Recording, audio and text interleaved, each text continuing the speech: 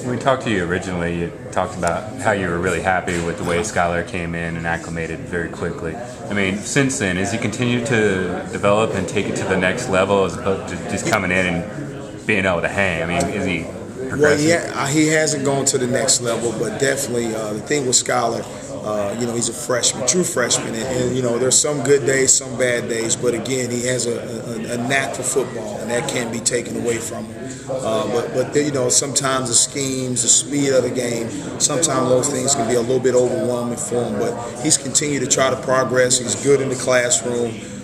He's done a good job for us on the field. We just got to get him to play a little bit more consistent and really understand his role in the defense as well. So where can you expect to see him? Obviously, you guys are going to try to get him on the field in some way or another. I mean, in what ways can you do that? I mean, well, first of all, being ready. If he can get into too deep, he'll play. If not, he's going to have to help us on special teams. He's athletic enough.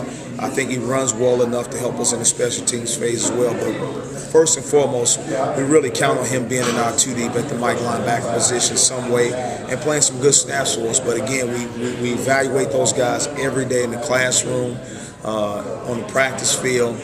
We make sure these guys are tested in every way. So he has to be good both on and off the field when it comes to the football. Coach Weiss said he's not going to just let the opposing team's quarterback just sit back there all day. He said yesterday he's going to tell Campo to bring it if that's the case. Yeah. What are your thoughts on that? Well, obviously Coach Weiss coaching those guys hard.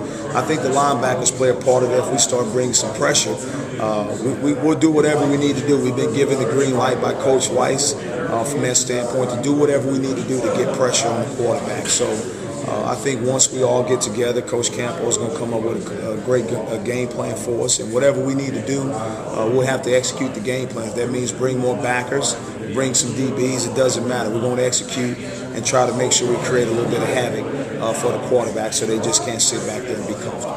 Yeah. Is that exciting? Do you like to blitz? It's feast or famine. There's risk reward, all the time. But I think as long as the guys execute, know what type of blitz pressures we're bringing, as long as we understand and can really disguise that with our base coverages, I think we can really cause a little bit of confusion there. But again, it's just about executing and making sure everybody and all the pieces are moving together. And that's what Coach Campo has done a good job as far as trying to implement what type of pressures and blitzes and things like that we want to bring.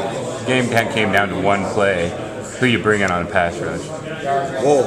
Of the linebackers? Yeah, of the linebackers. Right now, I'll probably hang my hat on Ben Heaney if I had to. But again, all those guys, some guys are better up the middle, some guys are better off the edge. The one thing with Ben, he's a little bit more reckless and he has no conscience of his body. So you like guys like that are willing just to throw their body around and by any means get to the quarterback. He'd be probably the #1 guy right now if I had to pick a guy.